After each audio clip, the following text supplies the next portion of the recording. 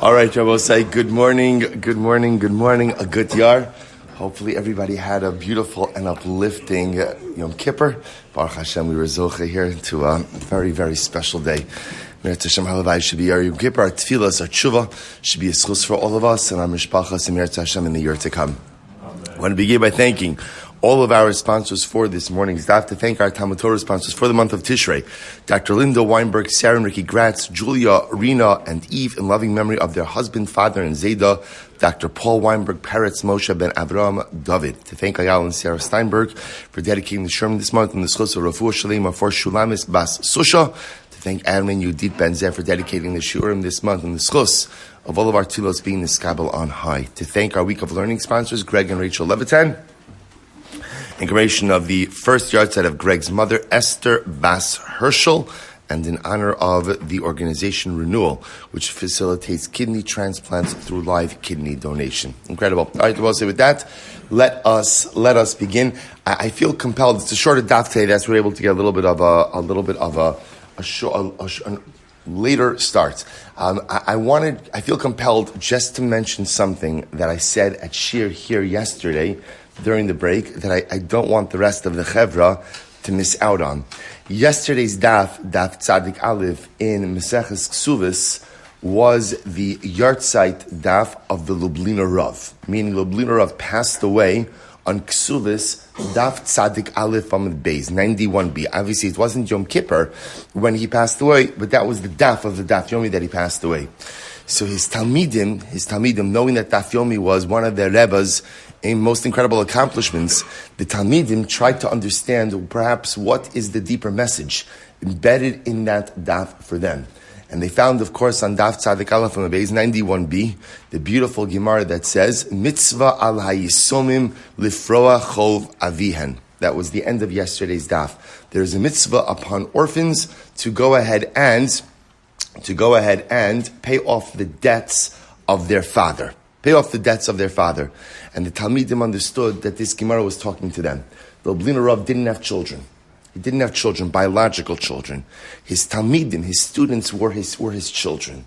And they understood that it was their sacred task to go ahead and carry out or carry forward their Rebbe's work, even though he was no longer alive in this world. And the students kept the Yeshivas Chachmei Lublin, the Lubliner Rav's yeshiva, going until the Nazis, Yimach Shema B'Zichram, shut them down. That was the incredible commitment and debt they felt. They were the orphans. Their father incurred a debt. Opening up a yeshiva was no small task, especially the type of yeshiva that Yeshivas Chachmei Lublin was. It was unique in every single aspect, and they took it upon themselves to continue the work of their father. And last night, this is what I said over during Shir yesterday, last night as I was thinking about this even more, to take it a step further, I would say we're also those same children. Everyone who learns the daf is also a child of Rav Meir Shapira, of the Lubliner Rav. And as such, every single time that we go ahead and we learn the daf, day after Yom Kippur, Baruch Hashem, everybody's tired, everybody's spent, it's been such a overwhelming, spiritually draining last 10 days, draining in a beautiful way.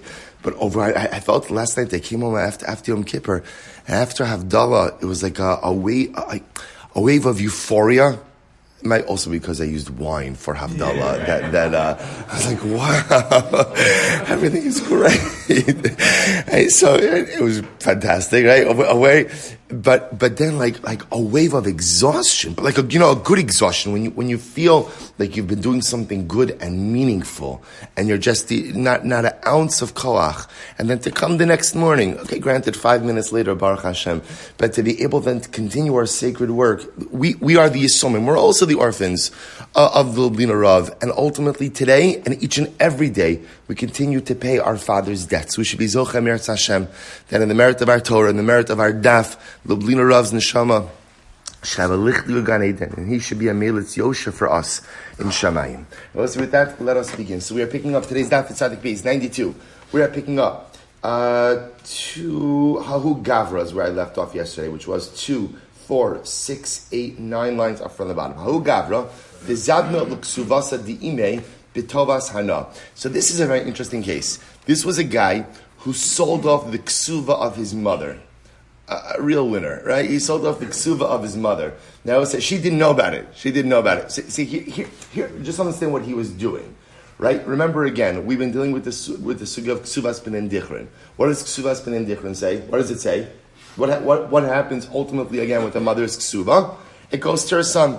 So essentially, what the son is saying, look, is my mother's alive and well, right? My mother's alive and well. She's happily married, but lamaisa again, there's a possibility that at some point in time I'm going to be entitled to the ksuva. So halacha lemaisa, he's selling a future right.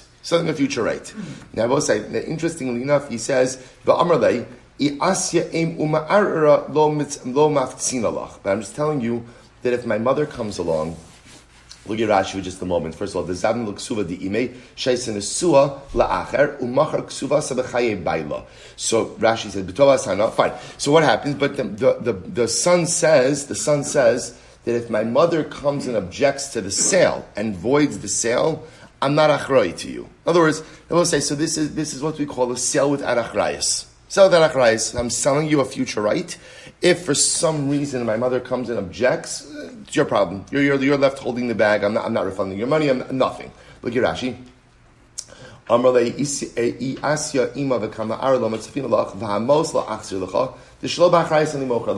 So if my mother comes and objects to the sale, I'm just telling you the sale stands. I'm not refunding you your money. So you're no ksuva and no money. So what happens? Well, I said this is incredible. Shriva imei. So ultimately, the mother passes away. And she never went ahead and objected to the sale of the ksuva. Okay. Va'asa ihu v'kama arer. Now, I'll say this is very interesting. Now, what happens? The son came along, and he objected to the sale. So we'll say, so what? Look at Rashi. Asa ihu v'kama arer. Lomar ani tachas imi omed ve'etleno va'afamos la'aksir. So we'll say, now the mother passes away, which means now the son becomes entitled to inherit the ksuva. And what does he do? He objects to the sale. He says, right, righteous indignation. I can't believe someone sold my mother's ksuva. It was me, right? So let me say now, again, I object to the sale. And he's coming now kind of as the shaliach of his mother, right? In this, not the shaliach of his, but in the place of his mother, because he's the inheritor. So now I will say, Reuven is the very guy who sold the ksuva to Shimon, right? He said, if my mother objects to it, the sale is void, and I'm sorry, no achrayis. Mother passes away, never objects to it. Reuven comes along and objects to the sale. Okay, so the Gemara says, "Sava Rami Bar Chama Lemimar Ihu b'makom imei koi." So Rabbi Chama said, "Listen, the truth is he's halachically justified in that because he's kind of coming in the place of his mother. His mother would have had the right to go ahead and object to the sale. He has the right to object to the sale." All right, so the Gemara says, "Amalei Rava, no. Nihid achrayis dida lo kabil alei." Achrayis didei mi lo kabel. So the Rabbi comes along and says, no. When Reuven sold the ksuva to Shimon without achrayis, Rabbi will say, what does without achrayis mean? What does it mean? It means that if a third party comes along, right? In this case, the third party would have been the mother and objected to the sale. Reuven is saying, I don't take any responsibility for that. I don't take any responsibility for it. I will say, but what does Reuven take responsibility for? What does he take responsibility for? Himself. In other words, I will say, so Rava says, no. When you sell something without achrayis, what that means is, if something outside of me happens to this transaction, I am not held responsible. But you yourself cannot be the cause for the dissolution of the transaction. So if Reuven comes along and says, I'm coming in the stead of my mother to go ahead and dissolve the sale, you could do that, but then you have to refund the money as well. Which I will say, what an incredible musar. First day, what an incredible musar. You see, in life, the one thing you can't often be responsible for are the actions of others. The one thing I am always responsible for are my own actions. So, in other words, there could be no achrayis when it comes to someone else. Right? I can't be achrayis for what you do. Well, so again, we even have this concept in halacha that sometimes, again, about what level of liability, in a legal sense, and it's true in a moral sense as well, what level of liability do parents have for the actions of their children? So again, halachically, that's a question. Morally, perhaps again, religiously, it's a question. But even we know at a certain point in time, as much as I loved my child, at the end of the day, they're independent of me, and their actions are going to be independent of me as well. At a certain point, that both halachically as well as spiritually. But Lamaisa, my own actions, I always have an achrayus for that. And I will say, what an incredible lesson to learn Matzei Yom Kippur. Because so many times in life, the reason we make our mistakes is because we go ahead and we hold other people responsible for the outcome of my life. The buck of your life stops with you. What you do, what you don't do is your decision. Good actions, bad actions, your decision. And if we could actually live that way, taking full responsibility for who we are, what we do, how we act, then in Meretz Hashem, this will be a dramatic year. The Gemara goes right to Reuven shemacha sadol Shimon shelo b'achrayis. Another interesting case. Reuven sold a field to Shimon without achrayis. So once again, remember, we know what that term means. What does that mean? Reuven sells a field to Shimon, and I will say essentially, what does it mean without achrayis? What does that mean? That Reuven says, listen, I have creditors. He doesn't have to say it. In other words, if Reuven has creditors, and let's say again, Reuven owes Levi money, Reuven doesn't have cash, so Levi comes along and says, fine, I'll take one of the properties you sold after the date of our transaction. And if Levi were to go ahead and do that, so let's say again, Levi seizes the field that Reuven sold to Shimon, so ultimately again, Shimon has no recourse against Reuven. That's what it means to sell without achrayis. You're selling without recourse. So the Gemara says, Shimon, umachar l'Reuven b'achrayis. It's such a good case. So we'll say, watch what happened over here. So Reuven sold the field to Shimon without achrayis. Shimon then sold the same field back to Reuven with achrayis. Okay, it's nothing wrong. It's the same field. They're just selling it back and forth. But the difference is now Shimon sold it back with achrayis. And what happened? So the Gemara says, Shimon achar l'Reuven b'achrayis, top of Tzadik Beis, va'asa balchov de Reuven v'katarif leminei. So now what happened? Reuven's creditor now seizes the field from Reuven. Okay, do you understand what happened over here? So right, Reuven sold the field to Shimon without achrayis. Shimon sold the same field back to Reuven with achrayis. Meanwhile, this field was already encumbered to Reuven's creditor. So now, after Reuven bought the field back from Shimon with achrayis, Reuven's creditor seizes the field. So we'll say, so now what's the shot? So now Reuven's creditor seizes the field. So we'll say, so what's the halacha? Dinahu, the azul Shimon umaftzile. We'll say, ultimately, again, what's the halacha? The halacha is that Shimon is on the hook. Right? Maftzile means that Shimon could go ahead and negotiate this with the creditor. In other words, Shimon sold Reuven a field with achrayis. The field was now seized. Right? Achrayis means you agree to make the party whole in the event that their field is seized. Shimon has to go ahead and make Reuven whole. Amarle Rav says, what are you talking about? Nihida achrayis da alma kabil alei. Achrayis did nafshe mi kabil alei? No, that's not what achrayis means. Achrayis means, I will say once again, why is the field being seized? It's Reuven's creditor. So I will say, so let me get this straight. By the way, to round out this case, let me add in one more piece of information. Reuven borrowed money. Right, we'll just call it from creditor. Okay, that's really the first step in this case. Reuven borrowed money. Then what happened?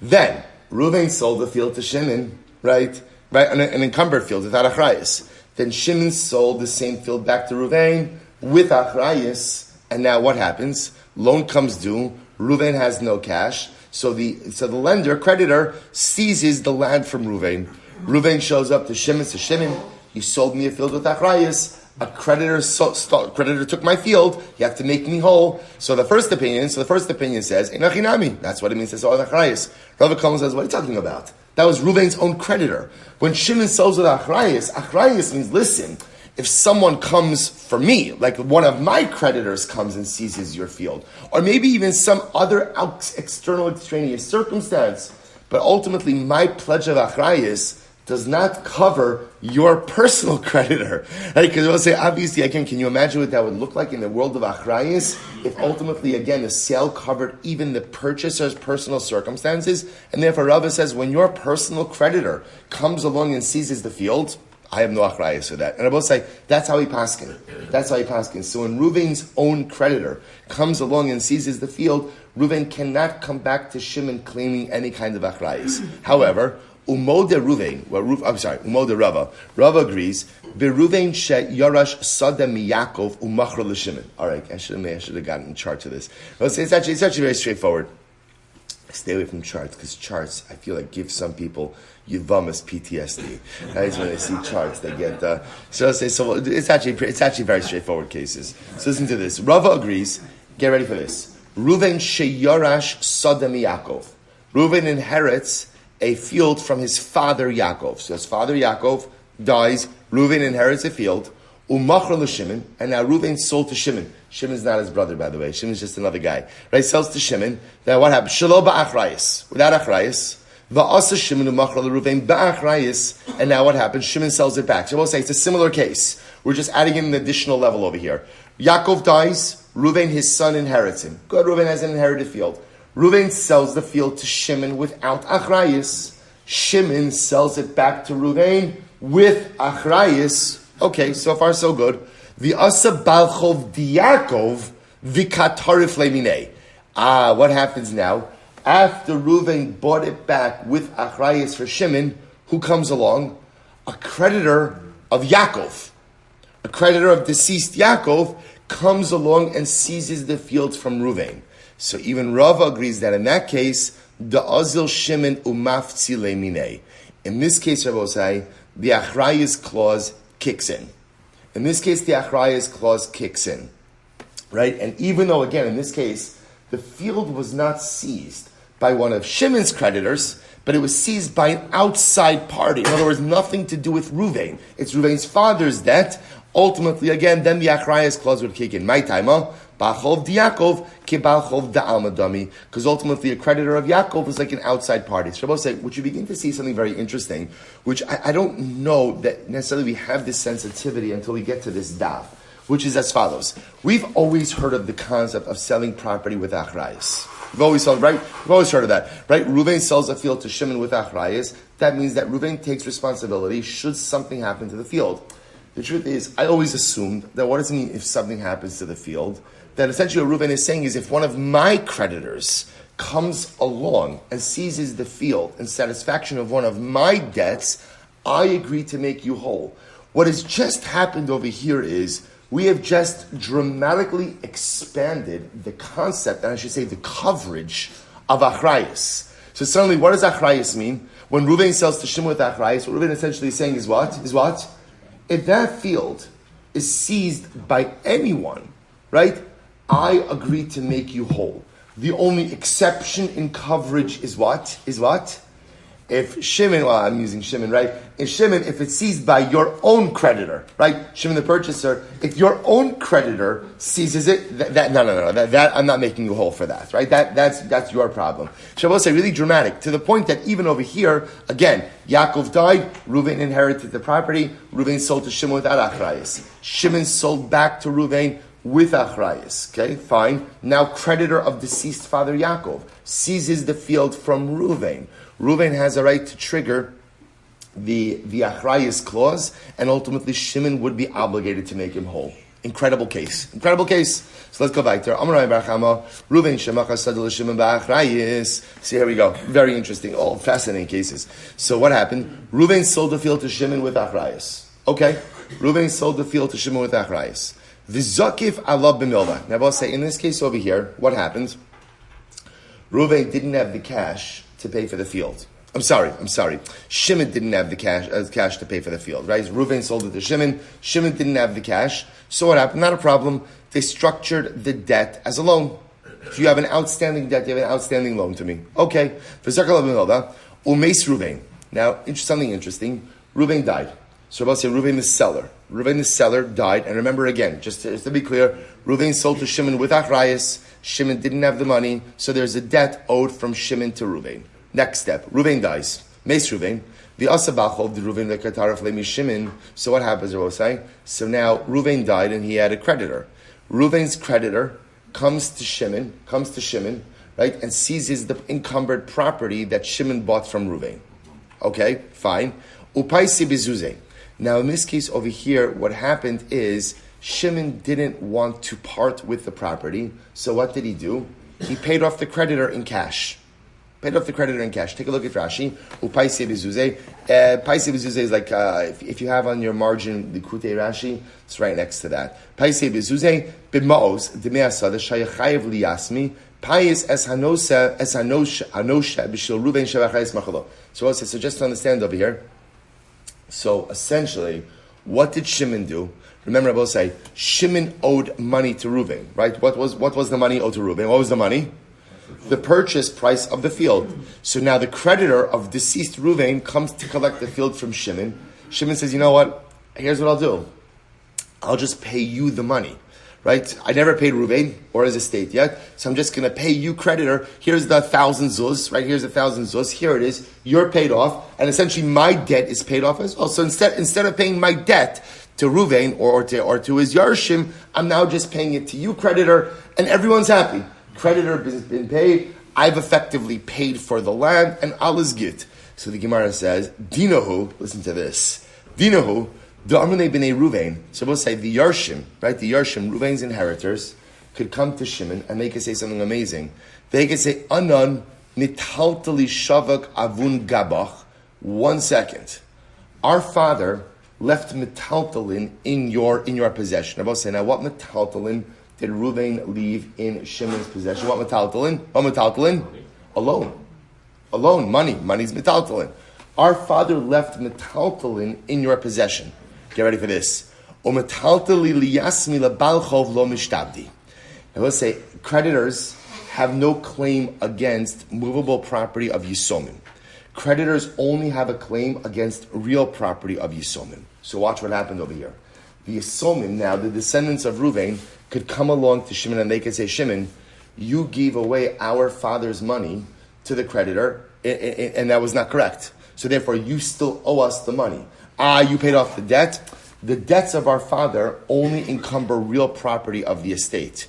They don't encumber movable property, and money is movable property. Therefore, again, that money should have been returned to us. You had no right to give that to the creditor. Incredible. Amar Rava.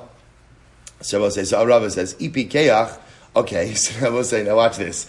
So now we're saying the Yisomim have the right ultimately again to go ahead and claim. So I will say, so essentially what would happen in this case is Shimon would now be out 1,000 zuz. Right? So he just paid to the creditor something that he really owed to the Yarshim, so the Yarshim could claim it back against him. Amar Rava says, Ipi keach idach. So if Shimon's smart, what could he do? Magvi luhu ne'elayu ara, v'hadar gabi luhu minayu. So I will say, so ultimately again, fine. What Shimon could just do is, okay, so here's what I'll do. I'll give you back the land. Yisomim, I'm giving you back the land. And right after he gives back the land to the Yisomim, what could he do? Take it right back. Why? Because remember again, Reuven sold it to him, ba'achrayis.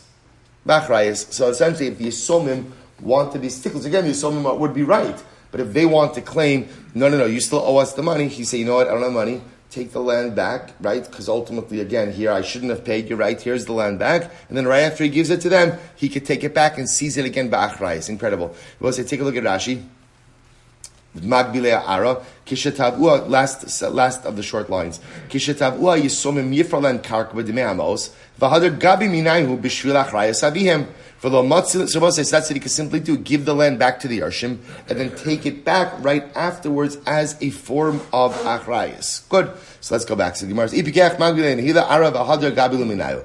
Ki Rav Nachman, dam Rav Nachman ara baravua, yisomim shegavu karka b'chovas avihem, Bal chov chozer v'gova osamehen. Because we'll say, in accordance with Rav Nachman, in the name of Rabbi Baravu, who holds that if orphans went ahead and collected karka as a way of repayment of a debt of their father, creditors of the estate could go back and retake that property from them. So we'll say, so a very, very interesting case. Okay, so I want to point out also what's profound about these cases is just the halachic concepts that emerge from them as well. So this idea, for example, so we've already seen the concept of achrayas, we've already seen the limitation of achrayas coverage. Now what we're also seeing over here is that halacha l'maisa, only real property of Yisomim, of an estate, becomes encumbered to a debt, but movable property does not. Quite fascinating. Good. We've also seen that halacha l'maisa, creditors have the ability to go ahead, right? If Yisomim collect property as form of payment of debts to the estate,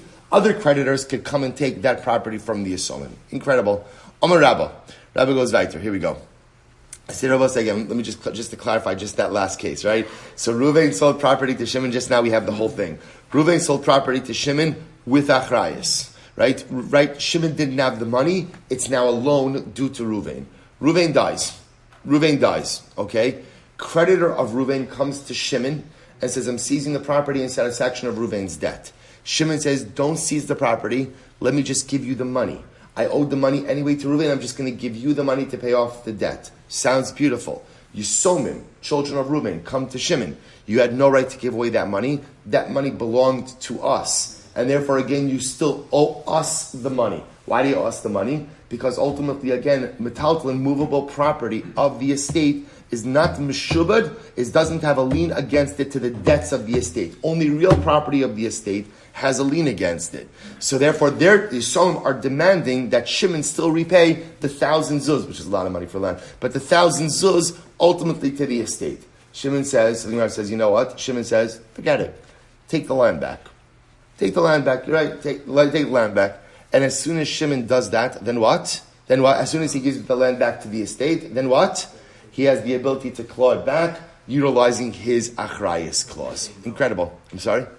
Good. So therefore I'll say, so really incredible idea. Good. So we'll say, so let's go back to Amar Rabba. Reuven shemachar kol sados of the Shimon. So here we go. Reuven sold all of his property to Shimon, and what happens? V'chazor Shimon umachar, so the achas leLevi. Shimon then went and resold one of those lands to Levi. So okay, Reuven sold all of his property to Shimon. Shimon took one piece of property and sold it to Levi. The asa balchov de Reuven, and now it's fascinating. Now Reuven has a creditor. So we'll say, so the Gemara says, Ratza mizegova. Fascinating. So we'll say, now Reuven has a creditor. Who could Reuven, now we'll say, okay, we always have to add in like one more piece. Really the first step in this story is what? Reuven borrowed money. That's the first step. What happens when Reuven borrows money? What happens? Lien against all of his property. Okay, that's step one. Step two, Reuven sold all of his property to Shimon.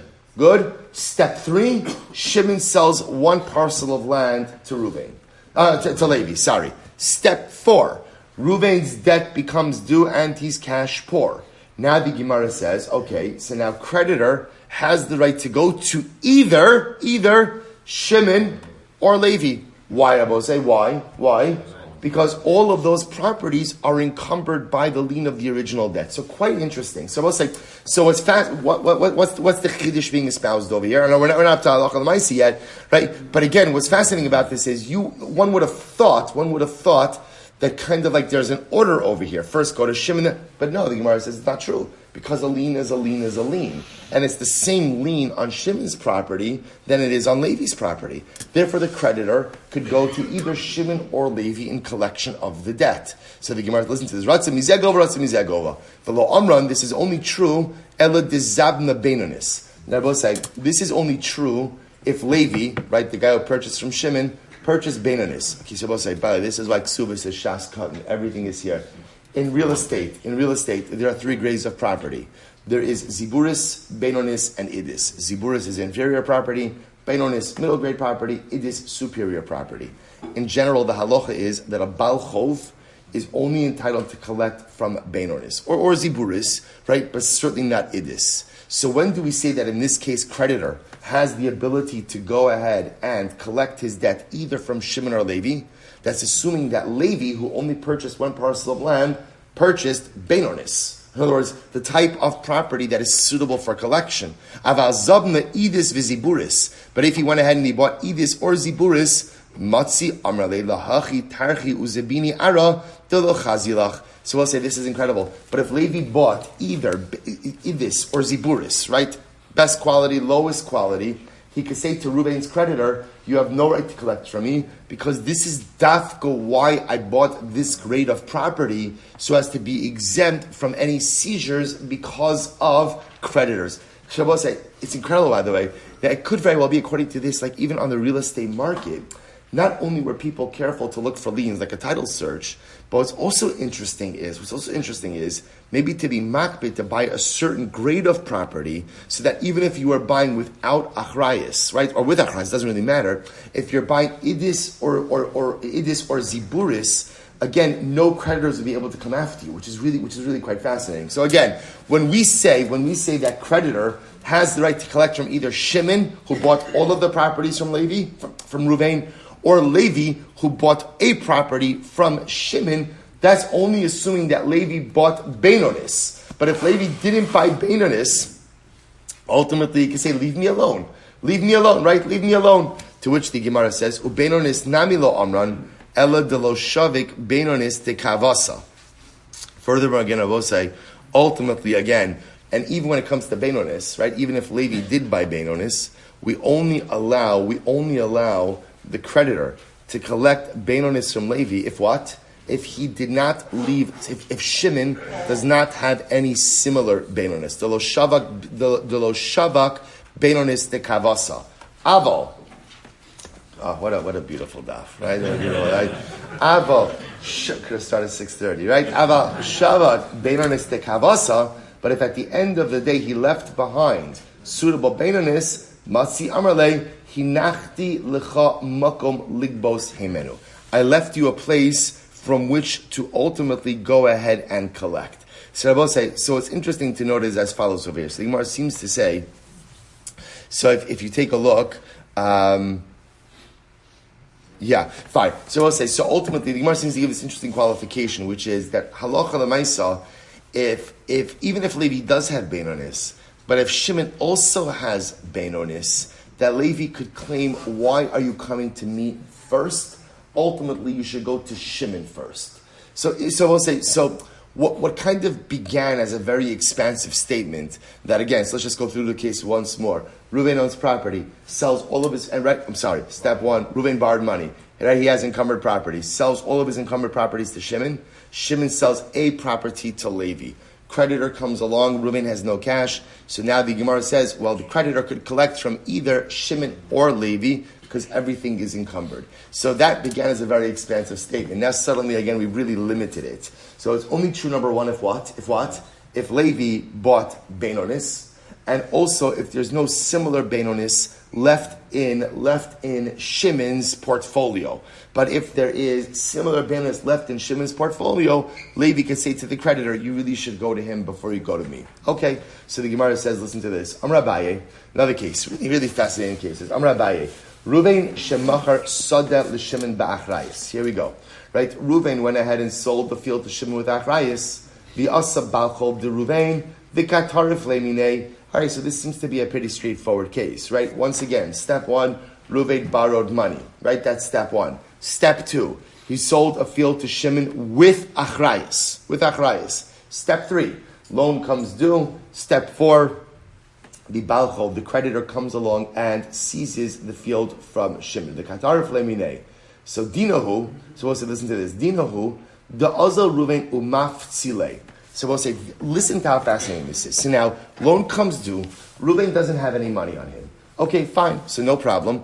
It's encumbered property. So what does creditor do? Creditor goes to Shimon to go ahead and seize the field. Seems pretty straightforward. The halacha, we'll say, is that Reuven could intervene and try to work something out with the creditor. Right? Reuven, the borrower, could intervene and try to work something out with the creditor. And I will say, now what's the chiddush with that? The chiddush is, v'lo matzi amar le lav bal dvarim didiat. See, Rabbi say, the creditor could potentially say to Reuven, leave me alone. I'm not negotiating with you, right? I came to you, I asked you for repayment, you didn't have repayment, that's why ultimately, again, we did the loan with achrayis. So now, ultimately, at the end, everyone has achrayis, right? That's why I'm coming to now seize the property. So we'll say, so again, if creditor wants to say to Reuven, we're done, you and I are done. Now, I'm just seizing the property from Shimon. Reuven has a right to say, no. Let's first see if an alternative approach can be worked out or not. Let's see if an alternative approach can be worked out. And ultimately, again, the creditor can't say to Reuven, I have nothing to do with you. Now, I was saying that. Why would the creditor say to Reuven, I have nothing to do with you? Why? Because, again, at the end of the day, you have no money. right? So I'm seizing the property and satisfaction of our debt. You and I have nothing more to talk about. Why? Because what could Reuven say? Mishum da amar lei the mifkas mine the mafkas mine alai hadar. Because let's say Reuven says, no, you do have a lot to do with me, and I am sort of very involved in this debt. You know why? Because when you go ahead and you seize the property from Shimon, guess who he's coming to pay a visit to first? He's coming to me. So I'm very much involved in this. So therefore, again, I have a vested interest in trying to see if something else can be worked out. Look at Rashi. The mafkis mine alai hadar. When you take it from him, he's going to come to me. Masha'ata motzi mimenu yachzur alai. So we'll say the chiddush over here. This is not a chiddush. Just the interesting point over here is one would have thought that after the loan comes due and Reuven doesn't have money anymore, that at the end of the day, Reuven is kind of removed from the transaction. And therefore, again, he has no mouth, right? He has no voice anymore in this transaction. Kamashram, that's not the case. Kamashram, that halacha lemaisa, again, he always has a voice in the transaction for the simple reason that when the creditor comes and seizes the property from Shimon, now again, Shimon's going to come back to Reuven. Therefore, Reuven has a vested interest in trying to work something out with the creditor. Beautiful. So the Gemara says, if he could an alternate version of this, fascinating. It will say this would be true even if Reuven sold the field to Shimon, shelo ba'achrayis. Now I will say, this is interesting. So watch this case, right? Reuven borrowed money. Obviously, the loan creates an encumbrance on the field, right? Reuven sells the field to Shimon without achrayis. Reuven can't pay the loan. Creditor comes to seize the field from Shimon. So if you're Reuven, you're thinking to yourself, okay, right? In other words, right? That lemaisa, again, there's no achrayis. Okay, I'm sorry, but there's no achrayis. Even in that case, the Gemara says Reuven has a right to intervene, right, and say to the creditor, let's work something through, right? There's no achrayis. So the Gemara says, listen to this. So the Gemara says, why? I don't want Shimon to be braggis with me. Like, I know halachically, you creditor have the right to seize the property from him, and if you do, he has no recourse against me. He has no legal recourse. I don't want him to be braggis. It's very simple. In other words, Reuven says, I do business in the community, right? Even though, again, I'm right, I'm correct, I don't want, obviously Shimon's not going to have positive feelings towards me if my creditor comes and seizes his field. So I don't want him being braggis with me, and therefore, Allah Chalamaisa, he's permitted to intervene. I will say, when we say permitted to intervene, what that just means is, creditor can say to Reuven, I'm not talking to you. Right? I would have thought before this sugya, once Reuven, if you don't have money, I'm not talking to you. There are plenty of people that live like that, by the way, right? If you don't have money, I'm not talking to you, right? So again, I would have said, creditor would say, right? If you don't have money, I'm not talking to you. You're in other words, you're no longer a party to this transaction. You've absented yourself because you have no money. Now my din is only with Shimon. What the Gemara is teaching us is that is not the case. Reuven is still a party to the transaction. Because Reuven has a vested interest. If he sold with achrayis, he has a vested interest in working something out because he doesn't want Shimon coming back to him. And even if he didn't sell ba'achrayis, he has a vested interest in Shimon not being braggis with him. So therefore, again, creditor has to listen to Reuven. Now again, if they can't work out an equitable solution, obviously what? So creditor has the right to seize the land. Now what will happen will happen. But Lamaisi has to at least give Reuven an opportunity to try to make things right. Incredible. So Amar Abaye, last line of Tzadik Beis Mabeis, Reuven shemachar sada l'shimon shelo ba'achrayis. Listen to this, fascinating. V'yatzu alav asikin. Here's the case. Reuven sold a field to Shimon, and I will say, before they find, well, we'll see. And what happens? Yatzu alav asikin. Look at Rashi, Tap Rashi, Tzadik Gimel, Amud Aleph, 93a. Asikin Orin.